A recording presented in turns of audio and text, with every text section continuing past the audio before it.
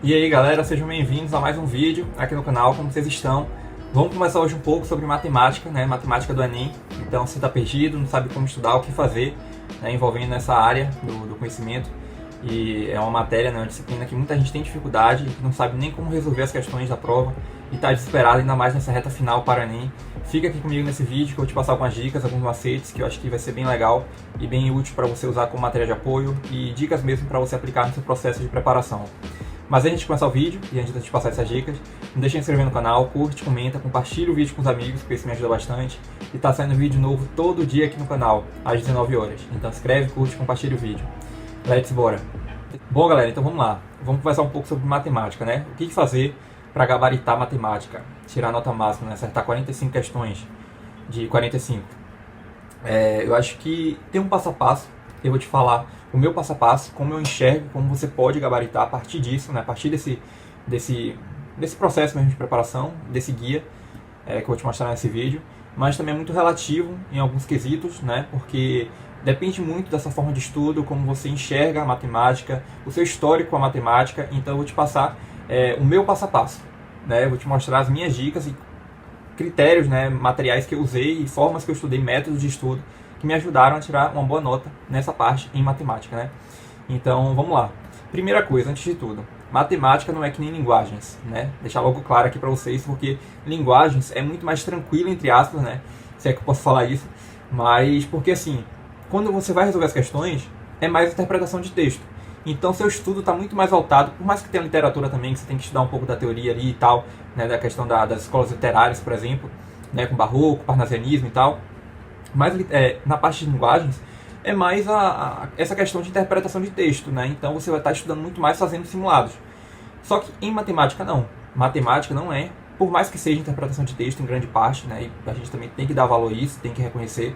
Mas também tem uma base teórica muito firmada ali. Então se você não sabe a teoria, se você não sabe por trás dos assuntos, fica muito difícil de você gabaritar matemática. Então o que eu recomendo? E essas são algumas dicas iniciais. Primeiro, foque na teoria, né? Então, assim, não tem muito sentido você ir já para a parte prática, por exemplo, como em linguagens, porque você não vai conseguir resolver as questões.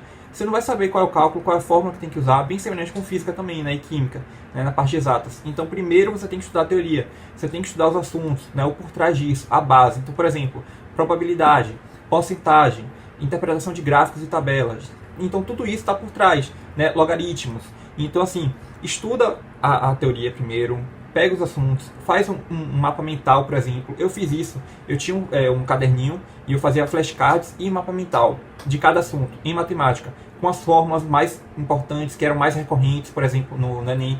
Porque a partir disso, quando eu fosse para a resolução das questões, eu tinha aquele material de apoio. Então, quando eu estava resolvendo as questões na parte, logo no início, né, dos meus estudos, eu tinha aquele material de apoio, e aí quando eu não conseguia responder alguma questão, eu olhava de novo para aquele meu material, para o material que eu tinha feito, para olhar e comparar, para ver o que eu errei, o que eu esqueci do assunto. E isso me ajudava, isso me ajudava tanto para acertar as questões, né, para acertar mais questões na prova, como também servia como um material de apoio, com uma forma de revisão, né, durante o meu processo de estudo e de preparação para o Enem. Então foi uma ótima forma e uma ótima dica, e é algo que eu te recomendo. Estude primeiro a teoria, porque se você não sabe a teoria, vai ficar muito difícil de você ir para a parte prática depois. Um outro ponto, né, uma outra dica também muito importante, e que você também não pode deixar de lado, em relação aos simulados, né? E eu já comentei até isso com vocês sobre na parte de linguagens também. Você tem que fazer simulados, porque você tem que entender como aquele assunto é cobrado. A teoria é importante? Mas primeiro você também tem que pensar nisso. Você tem que pensar em resolver as questões. Mas primeiro, foca na teoria. Depois você vai para a resolução das questões. E aí vai ser muito melhor, porque vai ser um estudo ativo. Então você vai estudar e vai entender como aquele assunto que você estudou na teoria, ele é cobrado na prática. Isso é muito legal. Mas é mais importante ainda que você veja isso, esse momento do simulado, de resolver as questões, como uma forma de estudo mesmo. Por que eu digo isso? Porque às vezes você faz o simulado, você corrige, vê quantas questões acertou e fecha o simulado e nem olha mais para ele. Não. O momento mais importante não é quando você está resolvendo as questões, mas é o pós. É depois de você resolver as questões, você pegar tudo aquilo ali, as 45 questões do Enem que você fez, né, no simulado, e ver questão por questão, até mesmo as questões que você acertou. Então, por exemplo, pegou o gabarito, corrigiu, né, viu quantas questões você acertou, vamos agora um por um. É esse momento o momento mais importante de tudo. Por quê? Porque você vai ver a primeira questão. Aí você vai olhar, bom, acertei. Será que eu acertei porque eu segui o raciocínio certo? É esse raciocínio mesmo que eu tenho que seguir quando o assunto, por exemplo, probabilidade. Eu acertei a questão, marquei a alternativa correta. Mas, beleza, será que o raciocínio que eu tive é esse raciocínio que eu tenho que seguir na prova? Então, o que eu faço? Eu fazia isso, né? Por exemplo, como eu estudava em casa, eu estudava pelo YouTube, em grande maioria das vezes, na parte de matemática, eu via muito vídeo de correção de Ferreto, de Matemática Rio, por exemplo, né, dos canais aqui do YouTube, e eu via questão por questão, até mesmo as questões que eu tinha acertado, porque às vezes eu tinha acertado seguindo um raciocínio, uma fórmula, né, um cálculo ali, que demorava muito tempo para encontrar a alternativa. E aí quando eu chegava no vídeo, né, por exemplo, de Ferreto, Matemática Rio, né, de Procópio, eu acho que é esse nome mesmo, tem tempo que eu não assisto, mas aí eu olhava e via que eles tinham um raciocínio, né, eles seguiam ali a resolução das questões de uma maneira muito mais rápida e encontrava a alternativa correta que nem eu tinha encontrado, mas de uma forma mais rápida. Então, assim, eu comecei a aplicar, né, esse raciocínio que eles também usavam na resolução das questões para otimizar tempo na hora da prova. Então, isso me ajudou, porque às vezes tem muito estudante que faz isso. Só olha os vídeos, né, das questões que tem errado, porque aí você só vai estar ali entendendo o motivo de você ter errado e tal, e vai aprendendo com isso, né, com seus erros. Mas eu também olhava as questões que eu tinha acertado, porque às vezes a forma deles resolverem as questões era muito mais fácil do que a minha.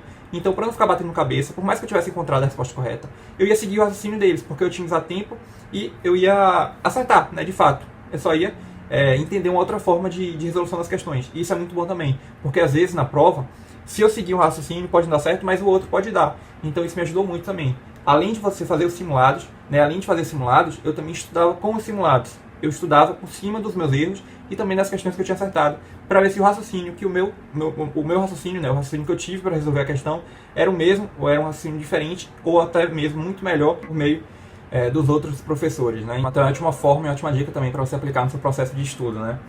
E aí, quando você estiver resolvendo as questões de matemática também, eu acho que essas dicas iniciais foi mais para a parte de revisão, de estudo. Mas ali no momento, para valer, quando você estiver resolvendo a prova mesmo, a parte de matemática, o que eu recomendo? Primeiro comece, o que eu indico, né? Primeiro comece resolvendo as questões mais fáceis, para que isso te dê mais confiança para você seguir ali estudando e resolvendo as questões. Porque às vezes, se você bate logo de cara com uma questão muito difícil, você pode entrar em desespero, ficar mais ansioso ainda e às vezes até errar a questão que você acertaria depois, uma questão mais fácil, por conta disso, por você ter pego de primeira uma questão muito difícil. Então deixa as questões difíceis para o final e comece resolvendo as questões mais fáceis, porque isso é muito bom e é uma ótima dica também. Outra coisa que me ajudou muito também é a tirar a máscara das questões, porque às vezes eu olhava uma questão de matemática, eu já entrava em desespero e às vezes a questão é muito fácil. Então, não deixe que a questão te domine a questão. E a partir disso fica muito melhor para você resolver as questões, porque você vai olhar aquela questão e vai dominar ela. Então vai ser muito melhor para você entender como resolve aquela questão e encontrar a alternativa correta. Outra dica também para você gabaritar a matemática nessa parte prática, né, de estar ali fazendo a prova para valer. Ao invés de você ir direto para o texto, vai primeiro para o enunciado, lê o que a questão está pedindo, o X da questão, e depois você vai para o texto grifando os pontos mais importantes, né, as informações, os números, os dados, porque isso vai te ajudar a otimizar tempo e a não marcar a alternativa errada. Por que isso? Porque às vezes a questão do enunciado você pode se perder, né, e talvez por isso mesmo que você entre em desespero quando você olha aquela questão enorme, com um texto enorme, cheio de dados, na parte de matemática. Então tire a máscara dessas questões, né? Veja primeiro o que o enunciado está pedindo e depois vai para o texto já sabendo, de uma maneira muito mais intencional e muito mais estratégica, né? Sendo mais inteligente, de fato. Mas é isso, meu povo. Acho que algumas dicas aí para vocês estudarem, né, matemática e quem sabe gabaritar a parte de matemática no Enem. Eu espero que vocês tenham gostado do vídeo. Aproveita também, pega a minha lista com os assuntos que são mais recorrentes, né, em matemática, que está no meu drive de estudo, que está disponível no Instagram, @PedroCartelli. Vou deixar o link aqui embaixo para vocês terem acesso. E aí, espero que com todas essas dicas, com essa lista, e que vocês, por meio de um cronograma também de estudo, possam ter tudo isso como material de apoio, uma forma para te impulsionar e gabaritar a matemática no Enem. Em caso de dúvidas, é só falar comigo aqui nos comentários que eu estou respondendo vocês. E aproveita e deixa nos comentários também alguma sugestão de vídeo que vocês querem ver aqui no canal nesse ano de 2023.